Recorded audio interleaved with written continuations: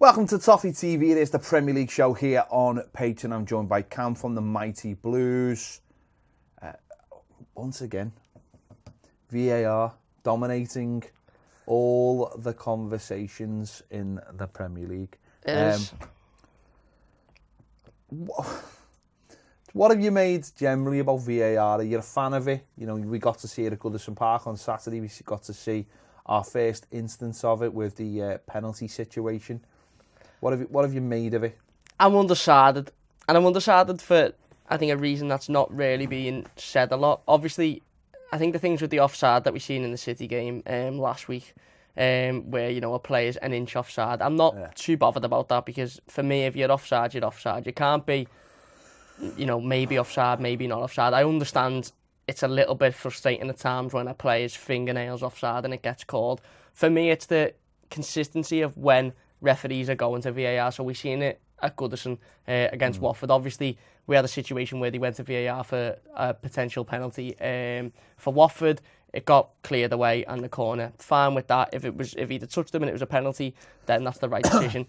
There's one at the other end where Dominic Calvert-Lewin was thrown on the floor and it wasn't VAR'd. And there was one last week as well. I think Bernard had some of these studs pretty much at his knee, and it wasn't VAR'd as well. It was VAR. But it wasn't. No, but I think the difference is, though, I think that there are categories of what VAR is, and penalties fall into VAR as in checks once the game's gone dead, and there are checks that go on for all the incidents. It's just whether it's how they communicate the checks to us, which I don't have any problem with it. I don't have any problem with no monitors or anything like that. I like it. I just think that because the ball was dead after the Gerard Deulofeu one, it gives them a chance to properly review it. For all we know, that the Dominic Calvert-Lewin one was looked at. Well, it will have been looked at, and the referee is fine with that. He would have made the decision in his head, and the guy would have looked at that and said, there's no difference. I think we've all got to get used to the fact that it's not going to pop up on screen, and we've all got to trust that it is happening.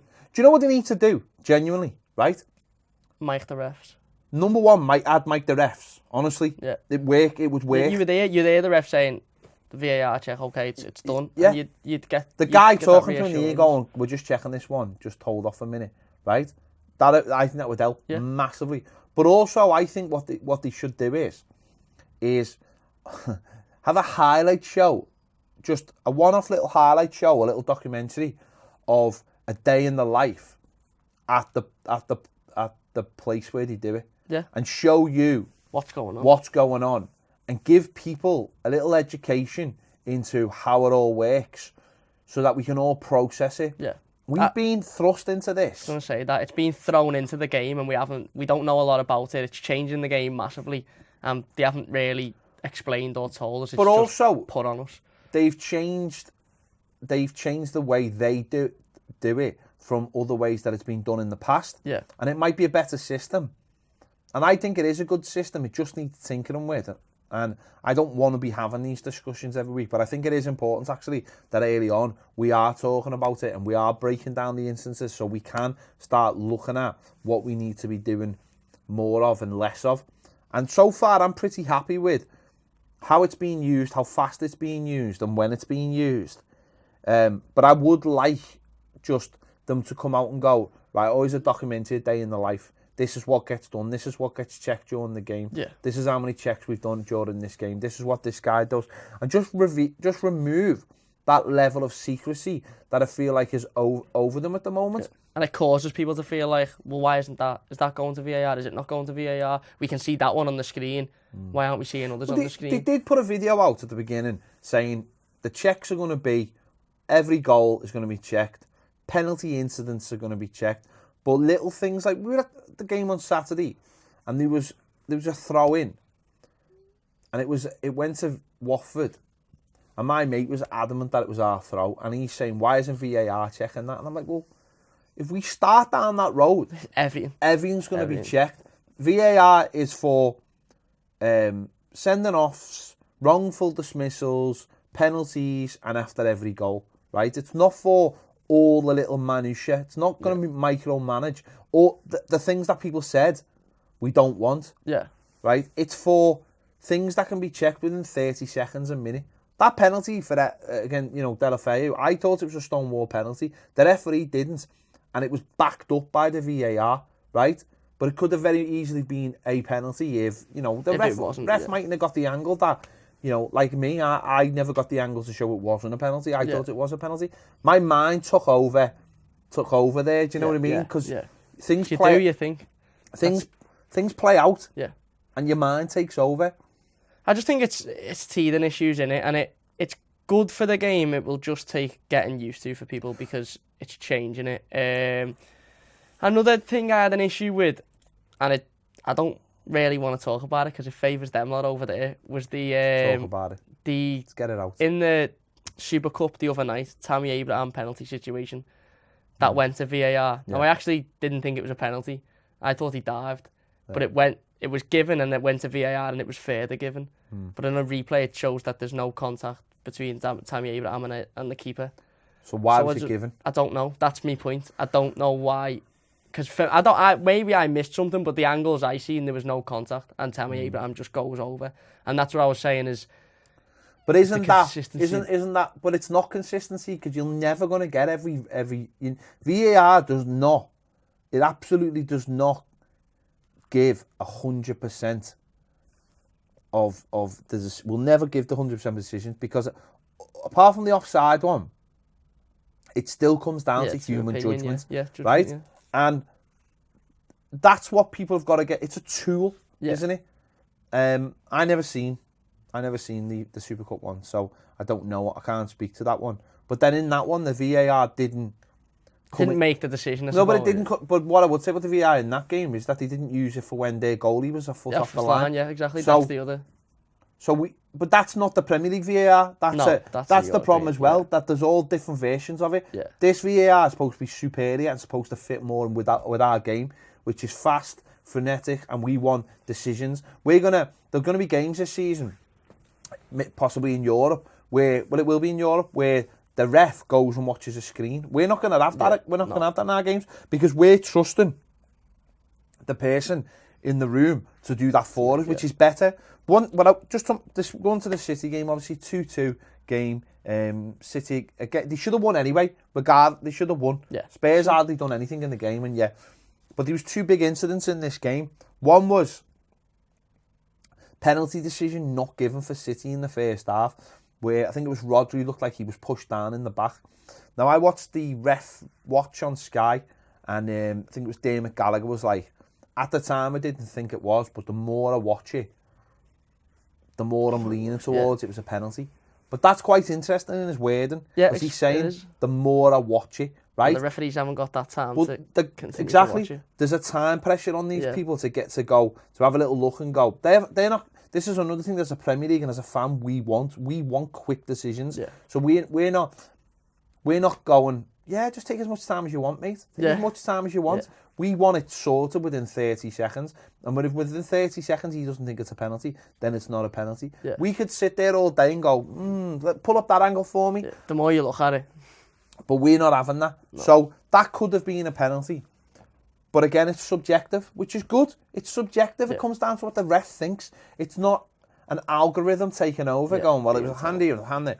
But what I would say is, the decision to rule out Gabriel Jesus' goal for me is absolutely madness. It is. But it's not VAR.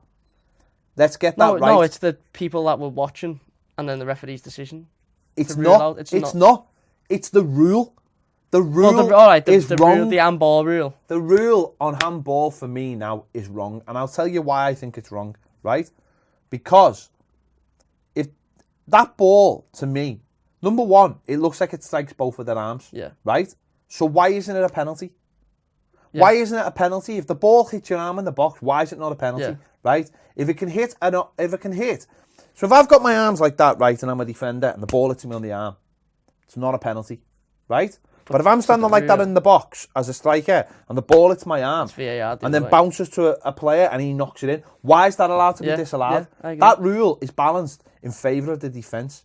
straight away, and I don't understand why that should be. I fully understand there'll be things we talked about last week with their Wolves goal, ricochets and stuff like that. But this one, number one, it was tiny, but it looked like it hit both arms. Yeah. So how can you favour one team over another if it looks like it hit? No, if you want, disallow it and give a penalty. Yeah.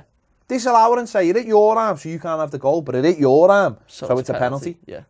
And that to me is maybe what they should be looking at. But I honestly think that within the next, I don't know how quick they can do it, but I think that rule will be, I think the Premier League will get rid of that. Yeah. Because I just don't, Silly.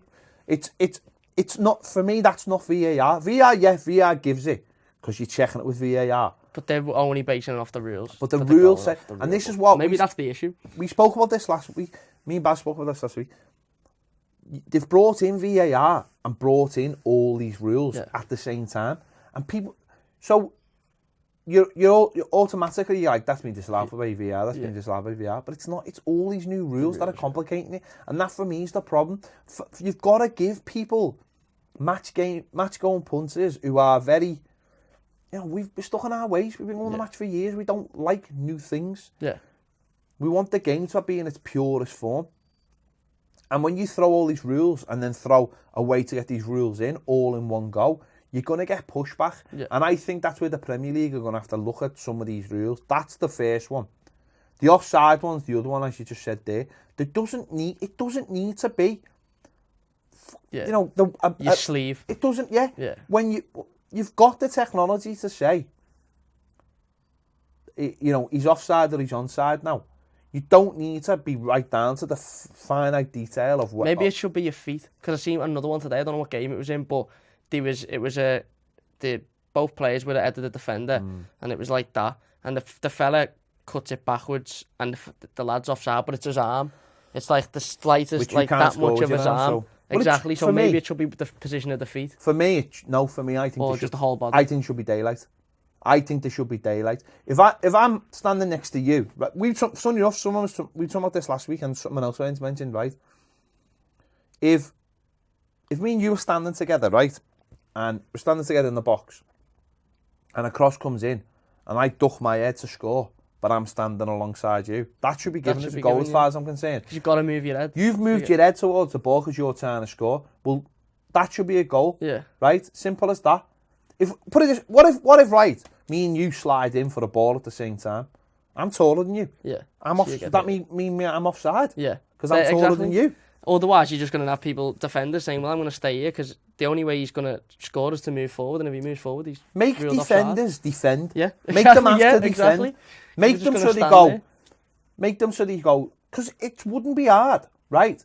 And you know what? Daylight would actually help refs at lower level where there isn't cameras. That would help, wouldn't it? Like if you're thinking of Sunday League, right? You got two players like that, and one's going that way and one's going that way, right?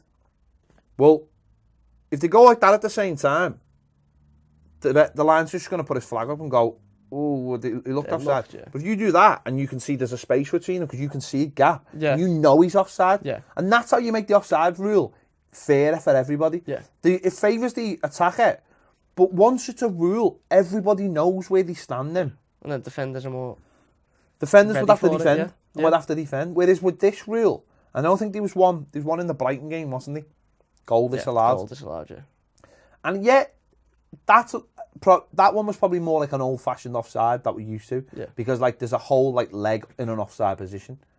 But I just think, but you can see that. We can all see that. Yeah. So why not just like say there's daylight? I just think there's no need for the rules to be so tight when we've got something that tells us.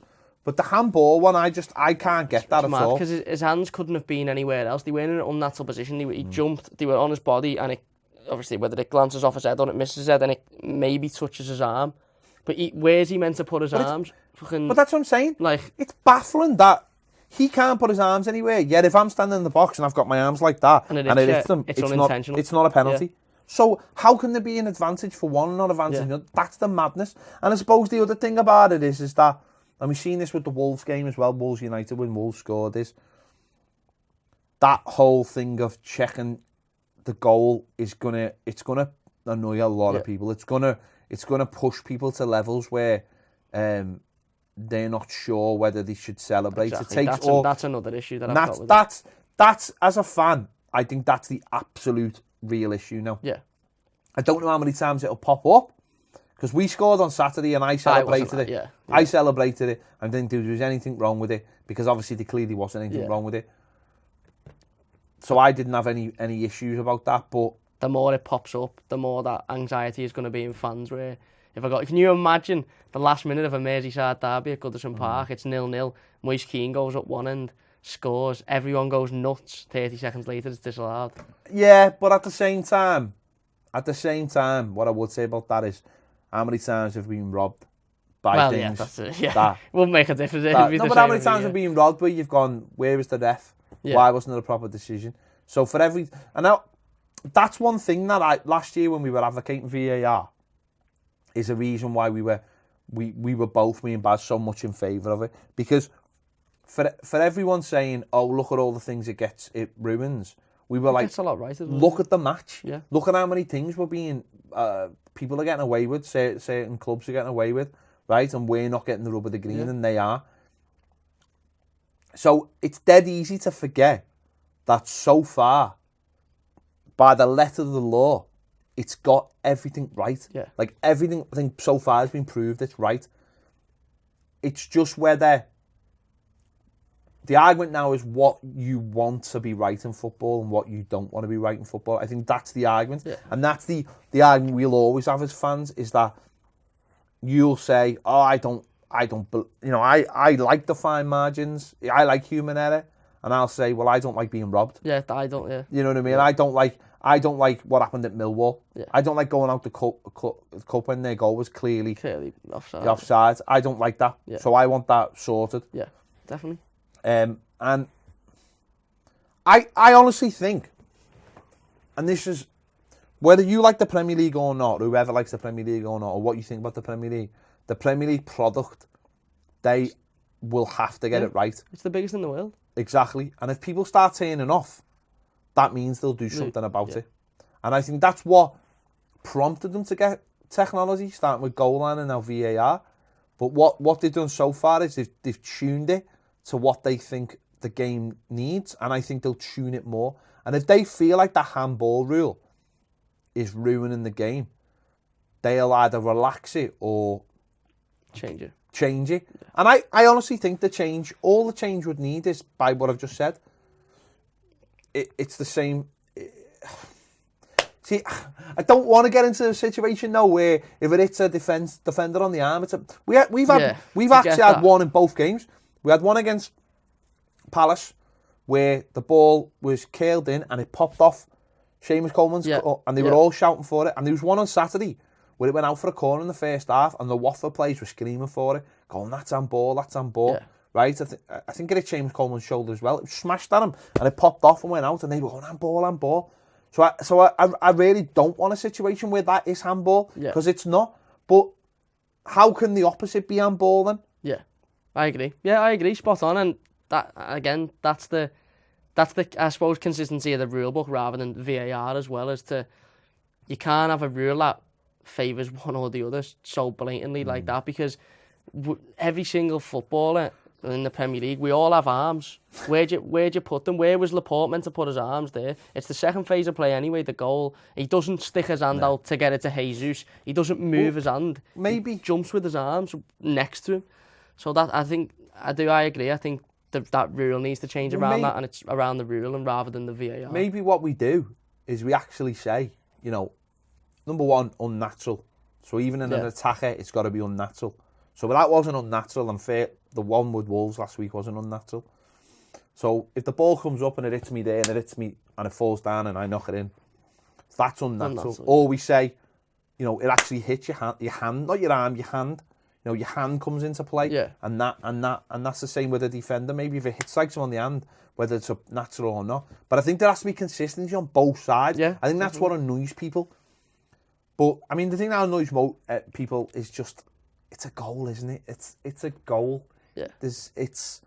I just looked at it and just thought, where do you find the fault in that? It was very, very... That's it. And it was almost one of those situations that when it went in, you were sort of waiting, thinking, when the VAR come up, you were thinking, how is this getting disallowed? What is wrong? It's like, usually a lot of the VAR decisions, you can think, okay, maybe he was offside. You could, at first glance, you could see it was tight, so it potentially was offside, or that you could see that it's a part of the body that you don't quite see. Maybe it was his arm. That one, you were like, what is wrong with that? And then when you see it, you're like, nothing is wrong with that. And it's the same as the Wolves goal, wasn't it? Like, it was an offside taken back. And you're like, how have you found, like, do we not have phases of play where that should come into it earlier in the phase, you know, into the phase? Should we not be calling that early if that's offside? Should we be saying, you know, if a goal scored and something happened 5 seconds earlier or 10 seconds earlier, that's gone. Yeah. That's gone. How far back are you going to take? Oh, there was I don't know. It'll take time like everything else. Things will come out in the wash. So 2-2 that finished, and disappointing for Man City, but you know, it's happened between Spurs and City. There you go. Something happening there. Another handball. This time goes against it's gone against Man City both times. But first fixture of the weekend, Arsenal played Burnley, beat them 2-1. Goals from Lacazette and Aubameyang, and I think this just tells you everything you need to know about Arsenal. Yeah. Going forward, very good. Yeah. Defensively, shaky. Yeah, and that's all you can really say about that. You know, they will get, if they finish in the top 6, it'll be because of the goals they score. They'll concede a lot of goals. You know, the goal they scored was soft on Saturday, but I don't know. While they've got those two, and obviously they've got Pepe as well, they've got a great chance. It's a little bit like them lot, Liverpool, a few years ago, when they had, for every 3 that concede, they'd score 6, and they nearly won the league doing that. And I think not on that scale, but Arsenal will be very similar. They will concede, but they will score a lot as well. It only gets you so. They won't win the league like that. With it, no. But they've got a chance of finishing in the top 4, because there's only really, well, I say only, but there's three positions in the top 4 nailed down, and the other one is still up for grabs. And if you've got goals, then you've got a chance of getting that. So you've got more than Chelsea and United. Definitely, we'll come on to. Brighton drew 1-1 with West Ham. As you said, there was a goal disallowed because of the VAR for an offside. And again, this one wasn't really that. It was very obvious. It was offside when they went back and looked at it. It was offside. But Hernandez scored for West Ham, and then Trossard, a new signing, scored a great goal. Brighton started well. Brighton's new signings, aren't they? Doing really, really well. They started off really well. They started like a typical, I was going to say like almost like a promoted team with that little, bustling. Bit of confidence, yeah. But with the new manager, Potter, he's come in, he's set them out to play a certain way, and they've scored 4 goals in 2 games and took 4 points. So really good. And what's good about them, from their point of view, is the thing that I thought would see them go down this year is not having goals. Yeah. They were relying on Glenn Murray loads last season, and that all dried up towards the end of the season, and it was the clean sheets that they were getting them through. So if they've got a goal scorer this season, which they seem to have, they might be all right. But again, it's only early. Yeah, I agree. Spot on. I think the first game of the season absolutely destroying Watford. The new signings coming in and making an instant impact, and again, the lads scoring on Saturday. So I think you're right. I think their issue was goals. They're all right defensively. Lewis Dunk and Shane Duffy are a decent defensive partnership. But if they could have had goals to that, then, obviously it is only early, but they may be all right, and they seem to have done that with the new lads. Yeah. Obviously, we beat Watford 1-0. What did you think of Watford? I think they tried. I think they tried. I think, no, to be fair to them, I think they pressured us well. I don't necessarily think we were ever sitting there badly worried, thinking we're going to concede or we're going to lose this game. I think Watford lack out-and-out striker again. Obviously, we haven't really seen much of the new signing Sarr, because he's got fitness issues and stuff, so we'll wait to see what he's like. And Welbeck will come to fitness as well, but I just think they lacked it in the final third, despite having 4 attackers on at one point. Yeah, they tried to be a little bit different, didn't they, and really push Delafeu on, but I didn't think it really worked. I think they tried to get him as a player that would run out our back four and make it uncomfortable so they could press higher up the pitch. To me, I think Troy Deeney needs to spend force. I really do. Yeah. But with the new signings, you don't know. They're a team that have got limitations, but you look at them and think, well, they should comfortably finish in the mid-table because I don't think they'll go down. They've got proven Premier League players who should be good enough to do them a job, and they've got a good system, and you know, all those things. They work hard and they shouldn't concede too many goals. They'll win some, they'll lose some. You know, we'll wait and see. Norwich beat Newcastle 3-1. A hat trick for Pukki. What a name! What a player! 4 goals in 2 games. These have surprised me, Norwich. Yeah. Obviously, the Liverpool game was a poison chalice anyway. It was set up for them to lose, but they played well. They created some opportunities. Obviously, they scored, and then against Newcastle, I really didn't expect them. These were a team, I'm not going to lie, that when I looked at the Premier League before the season started, I thought they'll go straight back down. Yeah, because they hadn't added, they hadn't bought anyone, but that's not always I think that works. Sometimes it can work. It nearly worked for Cardiff last season. They just didn't have the quality in the first place. These obviously believe they've got the quality. In Pukki, they think they've got a natural goal scorer. Sometimes you get these players, these anomalies that people aren't used to. So he seems like he's a really good finisher, and if he gets chances, he'll score goals. His finish last week at Anfield was fantastic. It's just whether, as the season goes on, whether they still got these same chances. But they were playing Newcastle, and Newcastle are garbage. So, and there's a lot of talk about coming out. I've seen from ex-players saying they spoke to players at Newcastle saying that there's no shape and I think they'll go down. They're not working on. I don't know yet. Obviously, it's very early, but I just think a goal scorer is a big thing. They're going to have to hope that Joe Linton settles in really quickly. But Norwich scored perfect times, 32 minutes, 63 minutes of settling down just after half time, and about 15 minutes ago just to finish the game off, and then Shelby scored in the 93rd minute. Norwich are a good side who've decided to keep everything the same, so that the style remains the same. Seen people talk about them last week going to Liverpool saying they should have just shut up shop, and they just, you know. But if they've got a way of playing and they believe in that way of playing, and they believe in that way of playing, good or bad, you can profit from that. And I think Bournemouth have been the biggest team with profits from that. You know, definitely. 1 week they get destroyed by someone, and then the next week they destroy someone, because they have a way of playing, and the way they look at it is, if we stop doing the things that we think are good, all go to pot.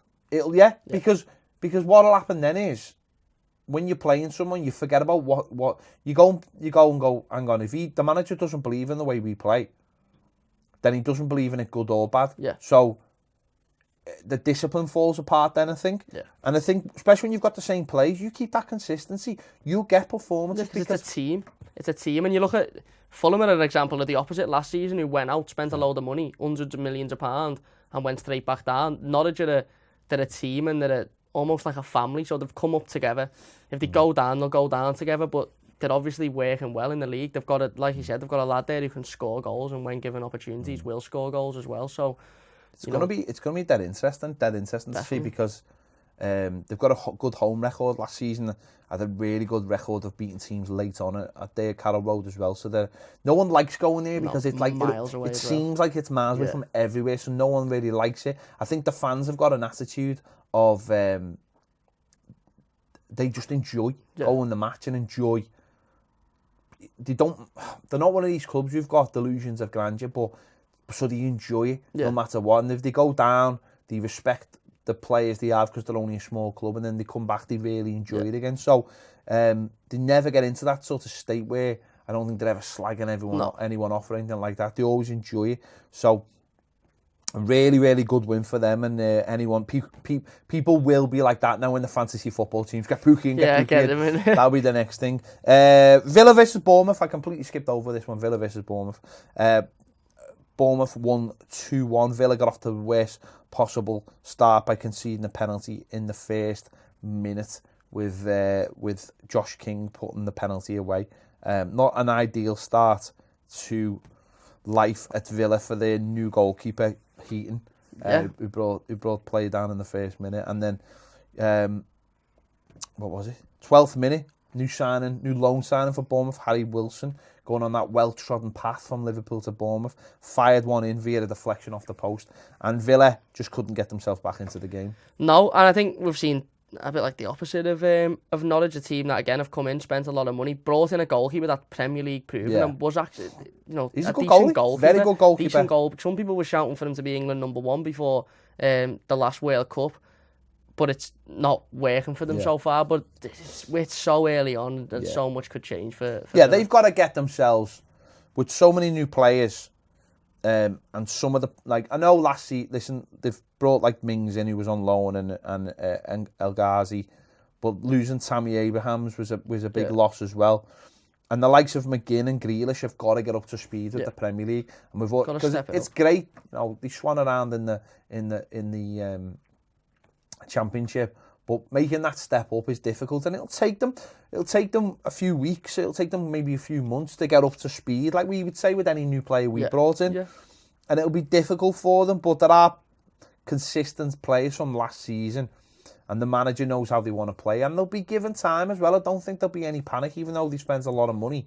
You've got to have that trust element there, and we face Villa next, and I'm expecting a difficult game. I'm not taking it for granted at all. No, I don't think that a team will roll over. No. I think there's too much expectancy there from the fans and the players and the manager. So I think they've got a good core group of players. It's just about bringing them all up to the same level at the same time, and it'll be really interesting to see how they fare for the rest of the season. Yeah, definitely. I think that McGinn and Grealish are two very good players, like you said. It'll be interesting to see if they can make that step up and consistently perform in the Premier League.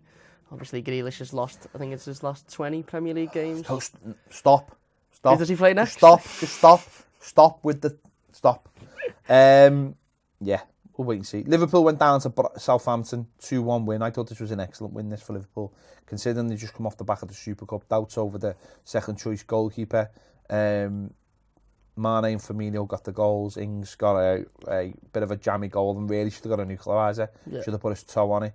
But then he probably remembered he was an ex-Liverpool player, but scored if it was against Everton. As he always does. That's a really good win for Liverpool, because no matter what, what we want to say about them, it's the type of game that if they win the league, they'll look back. They're the type of games that when you don't win the league or when you don't finish in the top four, they're the games that you've drawn or got beaten. Yeah. When you've got ready-made excuses. Oh, we played in the Super Cup, blah blah blah. Exactly. They're the games you've got to win if you want it. They're the games that you win. Yeah. And surviving. And Liverpool apparently didn't play well, and the defence looks a little bit shaky, but they won it. Yeah, exactly. And that's all that matters. No, you won't look back and think, oh, we didn't play well. Like us against Watford, you won't look back and go, it wasn't the greatest game. We won. They got through the game. It's another goal. It's another game. It's another week on that their goalkeeper can get fit and things like that. And they're the games in the past that Liverpool have thrown away. Yeah. And the less you have of them, the more chance you've got of winning trophies, unfortunately. The more worried I am. Yeah, the more worried I am, as well. Moving on to Sunday, Sheffield United beat Crystal Palace 1-0. Brilliant result for Palace. John Lundstrom, ex-Everton, scored in every division now.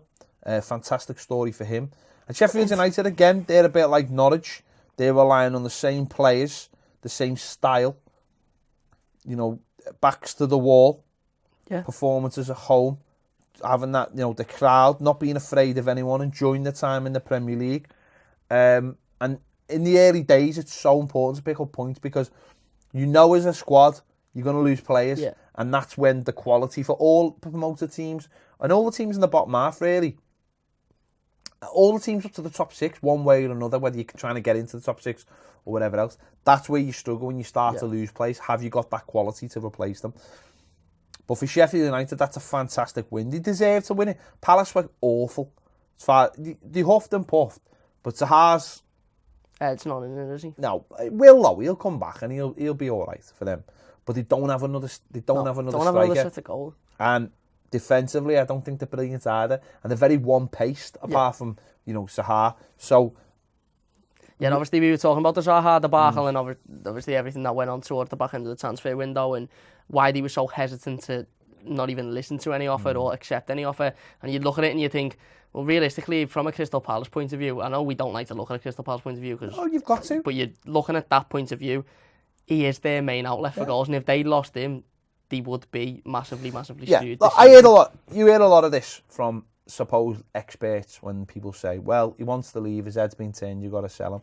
Once that window's shut, and once you give it a few weeks, and once he gets back into training and decides that actually, I've got to put up with this for the next few months. Like Gated. You know, you've got to get on with it. Yeah. Well, he's got to get on with it, and he has got to make the best of it. And there's no point sulking or being disrespectful for your own team. Just get on with it, act professionally, enjoy whatever, you know, what you're doing. You're still a Premier League player. He's got more chance of getting his move doing that as well. Yeah, exactly. Because he go into the summer and they might say, well, we've got 2 months now or to find a replacement. And also, like anything else, right, that's his place of work, and he'll have a lot of people there that he likes, and a lot of people that respect him, and he respects them. And he could be the difference to them, having really struggling this season. And so he's got to put that all into consideration. Does he want to have a poor season because he can't be bothered and something bad happens to Palace? Or does he want to have a good season where at the end of it, he can actually turn around and say, I did my part? Yeah. And I think that's why he was annoyed in the summer that he couldn't get his move, season, whether to be Arsenal or Everton. He said about last season, I did my part. Yeah. I want to go. Well, then you stand up at the end. If you do your job this season, you stand up, whether it be January or in the summer, and say, I've done my part again. Yeah. At the start of the summer. You ask questions of me, I've done it. Now I deserve to go. Yeah. You know, because I want to go for my career. And that happens at every club, whether it be, you know, Man United with the likes of Ronaldo, Liverpool with the likes of Coutinho, Everton with the likes of Garner this summer. At some point, you've got a player will say, I've done my bit.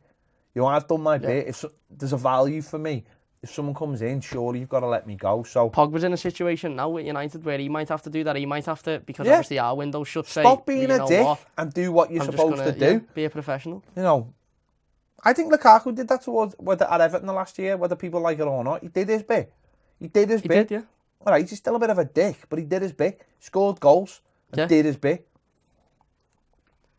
Just couldn't keep his mouth shut. On good win for Sheffield United anyway.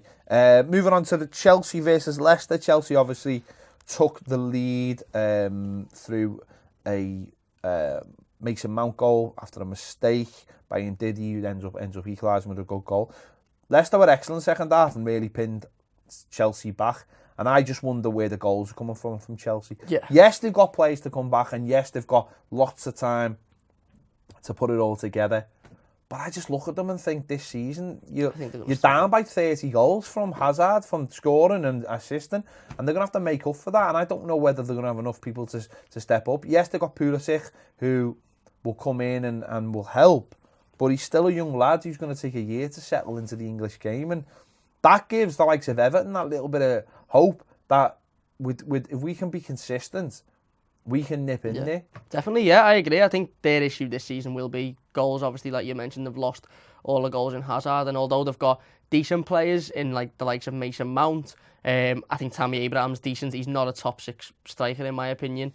That's where they're going to struggle, and obviously they're going to have to put up with that now until next summer when they can make signings. So you spot on, teams like Everton, Leicester, who they played, will be looking at them to think this is our invitation to nip in here. Leicester if Leicester want to finish in the top 6, they're going to have to get more goals out of more players in the team, because that's what they missed some really good chances. Vardy, I always think he's a dangerous player, but I think the way they want to play now doesn't suit that. I really don't. Yeah. They want to play more football, edging up to the box. Vardy's the kind of player who wants 30 yards between the defender and the goalkeeper, and I don't think he's going to get that. He'll still score goals, don't get me wrong, but I think he wants the ball behind the defence. He's not going to get that because Leicester are going to play. Yeah. They've already showed that in the first 2 games. They want to play football. That's what Brendan Rodgers wants, and they've got good players in midfield, but they're going to need more goals. The likes of Maddison's going to have to step up and score more goals. Tielemans as well. Yeah, the pair of them. They're going to need more goals if they want to finish in that top 6. But they are a good team. They've got a football inside, and if you dominate the ball, if you control the ball, it's always going to give you a chance in a game. And that's what Rodgers brings to them as well. And as well, they're going to take time to get used to his system. He wants to play out from the back, and as they showed with the first goal, it doesn't always work. I know a lot of people say, why'd you play at the back? Why don't you just push it up? But teams want to open teams up by playing early and then getting around them. And we see that at Everton. Man City are brilliant. Man City are the best at it, aren't they? Yeah. But Chelsea only 1 point so far. I know it's early days. A lot's changed. They're in massive flux. It's just whether that flux, how long that flux lasts for, and whether teams like Everton or Wolves or Leicester can take advantage. Down the line. But that's the thing, isn't it? Because you can. We spoke about this last week with me and Baz going on. There's a chance, but there's only a chance if you take the chance. Yeah, exactly. There's only a chance if it's on our toes. Yeah, it's only a chance if the consistency of Everton goes up. Yeah. So to fill that gap, we still need to get 65 points if we want to finish in top 6. No point saying there's a chance. Yeah, there's a chance. We have to get 65 points at least if we want to finish top 6. So there's no point saying, oh well, Chelsea are rubbish. Well, so what if they're rubbish? Yeah. So what? And that's where the points against the likes of Watford and Villa on Friday, that's where they become so important. Last game of the week, well, say weekend, Monday night. Let's round it up. Wolves 1, Man City 1.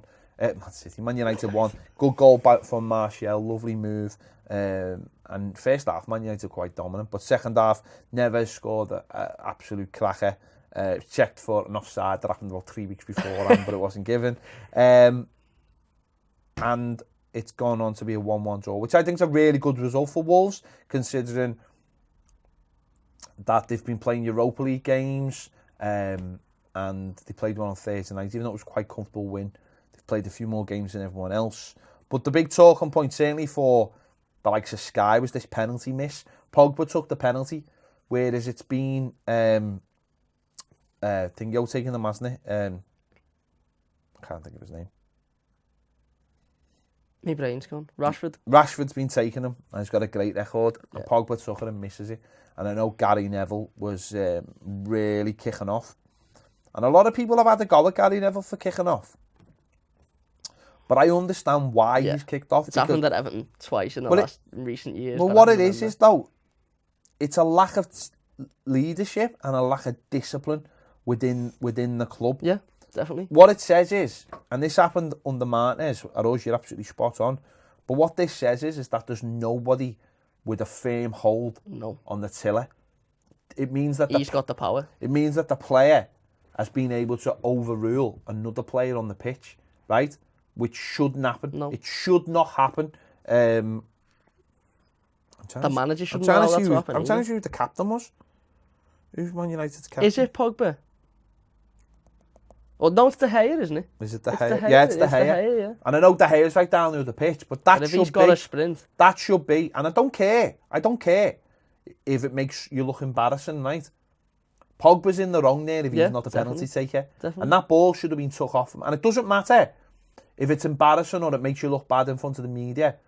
You've got to have discipline. Yeah. You've got to have discipline. And this is what Solskjaer is trying to sort out. A couple of weeks ago, I went to the thing at Sky, and Neville said that United are going to have a clear out, but they can't do it all in one summer. It will leave them really worse off. So it's got to be staged. Lukaku was the first. He didn't really give any clues to who would be next, but I think with the Pogba thing, I think he's making it very clear that he doesn't think Pogba thinks he's a bad influence at the club.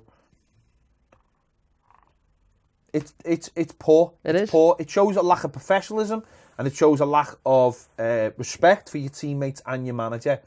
And you know, if the whoever's supposed to be taking it steps up and misses it, he's the penalty. He's the penalty taker. It's been decided beforehand. Yeah. But once someone else grabs hold of it and you see that lack of discipline and then he misses it, then all that's going to create is a lack of harmony in the dressing room, which can't be good for Man United. Definitely, and we've seen that firsthand as Evertonians. Morales, a few years ago, I think Barkley had a situation as well where they were taking penalties off Leighton Baines, who was notorious for scoring penalties, and they were missing. And I think it shows, how Paul Pogba really runs that dressing room and runs that club. I don't think he runs it. I honestly don't think he runs it. He wants to run it. Yeah. He feels like his ego. Maybe he's above. What that creates is divisions as well. Yeah, definitely. It creates divisions in the dressing room. Be a division with Rashford. You want harmony, and Rashford will have a certain set of players on his side, and Pogba will have another certain set. Now, what should happen is you'll always have cliques in the dressing room, or cliques, whichever way you say it. But all you want is, because you will. Not everyone's going to be someone's mate. Yeah. 20 players in a dressing room, you're not all going to be each other's mate. There might be reasons why you're not mates. It might come down to language. If you're all... We've got it at Everton where we've got a lot of the French people. French players are friends. Now, one of the reasons why they might be friends is is that they speak English, but their wives mightn't speak English. Their wives might speak French. So if they go out for meals and they can all speak French together, whether we like it or not, I don't give a monkeys personally. Yeah. But if their wives have to all converse because they're not fluent in English, it's little things like that that unite players, and I've got no problem with that. But what you also need then is that it bleeds, so that when you go to your mates, when you're together, and away from football, you know, we might have players that live in Liverpool, and we might have players who live in Manchester. So if they're mates who live in Manchester, they're going to be, if you can go for a coffee with someone or whatever, or you can go around someone's house, that's obviously going to create a better bond. Yeah. Or if you arrive at a club, see when Dean come to Everton, straight away to Ghana. Yeah. Because he played with Ghana at Lille, who already knows him. Both, you know, we know ourselves if we go anywhere. You know, you always gravitate to the pair. If you know someone somewhere that you go, you always gravitate to them. It helps you settle in. They can tell you the wheres and the why nots and all the rest of it. So, but that's fine. But what you don't want is divides in the dressing room. And I think that might have been one of the problems actually with Pogba and Lukaku, was that both of them, even though they were mates, it was fine when they weren't playing it together. But when they started playing together and they started maybe rubbing off on each other badly, then that creates divisions as well. And I think that's an ego thing. Well, of course it's an ego. Pogba's ego, and obviously Lukaku's of course ego. It's an alpha male thing, isn't it? Yeah. It's I want to be the top dog here. And the reason I make the decisions. It's the reason why it's not always football decisions though. It can be commercial decisions. I want to be the top boy because if I'm the top boy, I will get more of it. It's no coincidence, right? And whether people agree with this or not, is like Lukaku got a boot deal with like Puma, and Pogba is Adidas' top boy. That to me is not a coincidence. Yeah, no, it's not, and it's not a coincidence that Pogba signs when that Adidas deal with United's done. Oh well, then of course the whole reveal video is about Adidas. He's the poster child, isn't he? But it's no coincidence to me that Lukaku's, because he wants to have his own thing. He wants to be he wants to be the top boy of that brand, not a bit part of somewhere where Pogba's the top boy, and all those things play in. But you can't have it, and Solskjaer needs to. I'll be very interested to see whether Solskjaer can get a grip of that. Yeah. Because that's the worst thing he could have done with 2 weeks of the transfer window left open.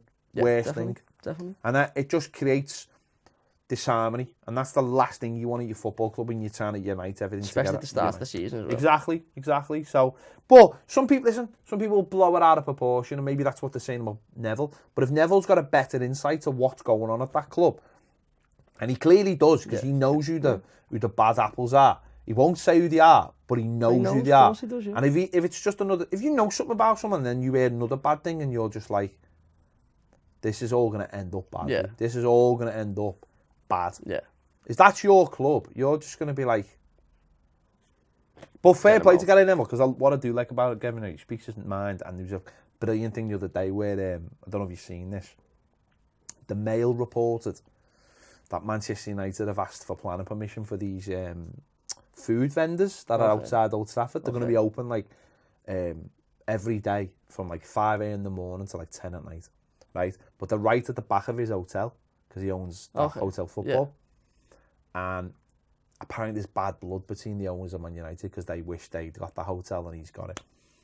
And the Mail wrote a story saying Man United and Gary Neville at loggerheads, like Bill Nutt. Yeah. And Gary Neville quote tweeted it and put, "You rung me yesterday for this. I said there wasn't a problem. It's Man United. I'm happy that they're making money. Honestly, it's not an issue. And yet you've come out and written this story that there's bad blood." I just thought that's exactly what you need more of. People coming out and going, "That's a load of shite," and then tearing them down straight away. Exactly. And then people go, instead of getting to a club against the next player, making it look. And I love that when you turn it on the media and go, the only people making bad blood here are you. Yeah. You're the only ones. That you're the only ones. Because as soon as you see an article like that, United fans will be like, why is that? Why it's like you got to take a side. Yeah. Am I on Neville's side or am I on my Glazers or United? He's like, no. There's no side. There's no side here. Everything's all right. That's a business. That's doing fine. Don't worry about it. Yeah. And that's them doing something that'll benefit Man United. Don't worry about it. Again, the media. Media. That's why you come to Toffee TV. That's it. That's why you pay your money for Patreon. Isn't it? That's why. Because you're sick and tired of all the knobheads out there causing shit. There you go. But saying that, Cam's channel, Knobheads, I won't mess with it. It's great. Make sure you check it out because he's like a friend of the show. We encourage that. There you go. Thanks for watching Toffee TV, the Premier League show. We'll be back next week with more, covering all the action here. And see, we were even sort of nice about Liverpool, and I know you don't want us to be, but we're trying to look at the big picture and not just go, they're a gang of knobheads. and that's it. I mean, we know they are a gang of knobheads, but, well, trying to act with a slight bit of professionalism. Anyway, thanks for watching. We'll see you later.